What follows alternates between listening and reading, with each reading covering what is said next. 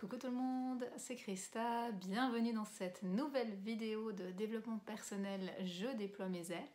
Aujourd'hui, j'avais envie de t'expliquer comment fixer des objectifs qui soient motivants, qui soient réalisables et où tu puisses garder vraiment ton focus. Donc je vais te parler dans cette vidéo de la méthode SMART pour te fixer tes objectifs et puis de quelques conseils de coaching pour t'aider à garder ton focus dans tes objectifs.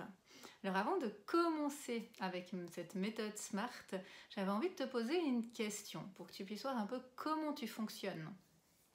Est-ce que tu as tendance plutôt à foncer vraiment un peu à lune de miel, tête baissée, à tout faire à fond et à vite t'épuiser, un peu comme le coureur de sprint, ou est-ce qu'au contraire, tu es quelqu'un qui est plutôt dans l'endurance, plus que dans la performance, et que tu as de l'assiduité, que tu tiens sur la longueur comme le coureur de marathon?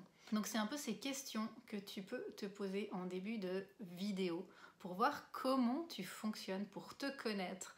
Car plus tu te connaîtras, plus ce sera simple pour toi de te fixer des objectifs qui te correspondent avec cette méthode SMART. Pour moi, c'est vraiment important d'être dans ce côté marathonien, longue distance, de tenir dans la durée, dans la longueur et ne pas être dans tout de suite la performance et d'aller vite. Alors pour commencer, je vais te présenter la méthode SMART.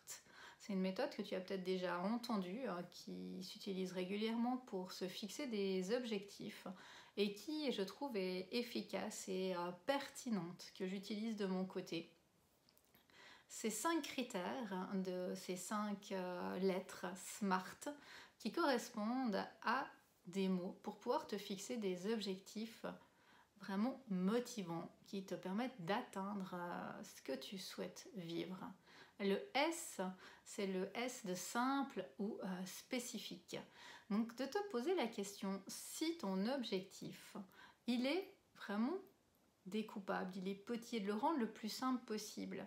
Vraiment, au lieu de se fixer des objectifs très généraux, de les découper en petits pas, en petites marches, petits objectifs, de le simplifier pour qu'il soit vraiment plus facile à atteindre. La méthode des petits pas, pour moi, elle est essentielle d'aller à son rythme pour pas se décourager.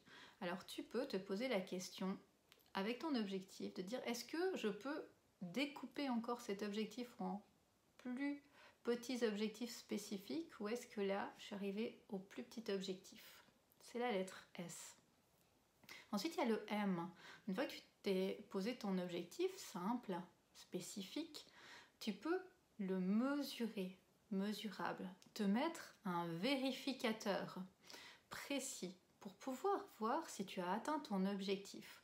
Et là, dans ce vérificateur précis, mesurable, vraiment, mets un résultat, mets un nombre, quelque chose de très précis qui te permettra de voir si tu as atteint ton objectif.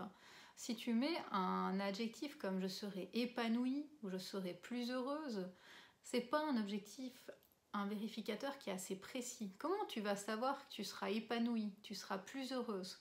Donc vraiment, mets-toi un chiffre, un résultat. J'aurais pris 5 minutes pour moi quotidiennement, par exemple. Un temps, un nombre. Ensuite, le A de SMART, c'est atteignable ou attirant. Fixe-toi un objectif qui soit challengeant, qui soit un défi pour toi, qui te motive et qui te corresponde. Souvent, on pose des objectifs qui ne nous correspondent pas forcément et qui ne sont pas forcément attirants ou motivants. Demande-toi si cet objectif répond à ta vision de la vie, répond à tes valeurs, et puis fixe-le par rapport à toi. Donc c'est une question que tu peux vraiment te poser et qui est très pertinente pour garder sa motivation. Est-ce que l'objectif que je me fixe, il me correspond? Est-ce qu'il est vraiment à moi, ou est-ce que je réponds à une norme sociale, à une demande sociale, familiale, et que c'est pas vraiment moi derrière cet objectif? Il y a cette lettre ensuite du R, réaliste. Et là, toute la difficulté avec cet équilibre entre attirant et réaliste. Un objectif réaliste, c'est un objectif qui soit pas trop haut, pour toi, mais en même temps qui reste par rapport à attirant, à te faire sortir de ta zone de confort. Donc il faut trouver cet équilibre entre un objectif qui soit attirant, qui te corresponde, qui soit motivant, et en même temps qui soit réaliste, qui soit pas trop ambitieux et qui ne te décourage pas. Trouver cet équilibre entre les deux niveaux. Et puis la dernière lettre, c'est le T, temporel, un objectif qui soit défini dans le temps. Mets-toi toujours une deadline, une échéance à ton objectif, à la fin de la semaine, à la fin du mois. Et puis mon conseil, ne vois jamais trop loin. Du fait que tu auras mis des objectifs spécifiques, vraiment tu peux les garder rapprochés dans le temps et puis tout le temps en mettre de nouveau en faisant cette méthode des petits pas, en avançant à ton rythme. Ça c'est essentiel pour moi. Donc un temps, maximum 3 mois je dirais dans la durée pour ne pas te décourager avec ton objectif.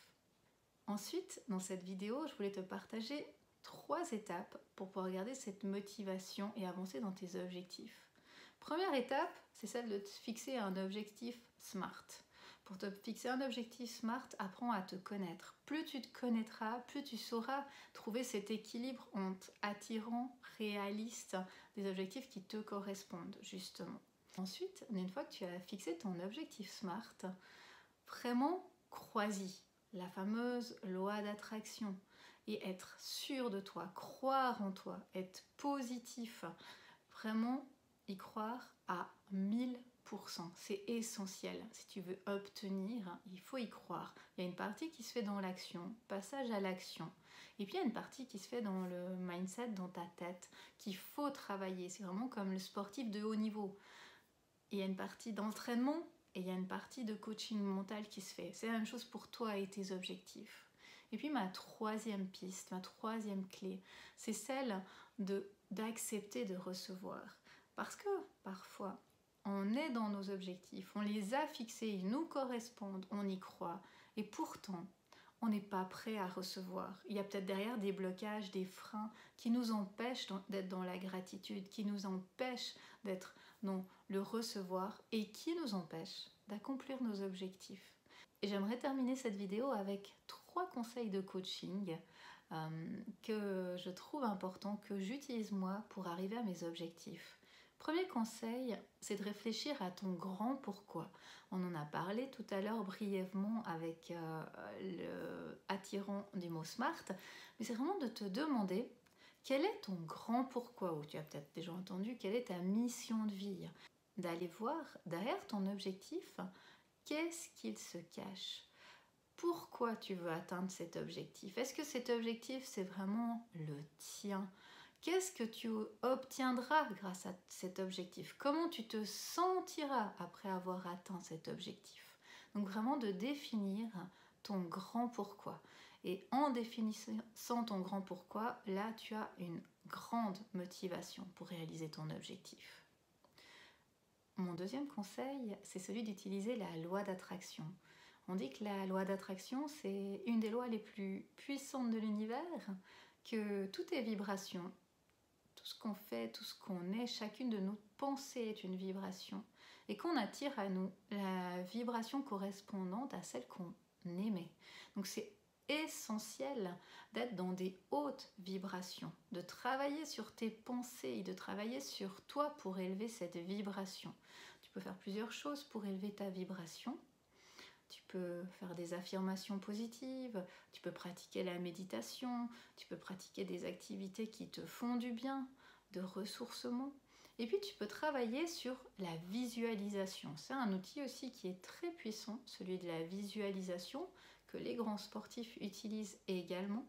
Donc de refaire dans ta tête, ou il y a plusieurs méthodes, ou sur papier, la visualisation de qui tu seras quand tu auras atteint ton objectif.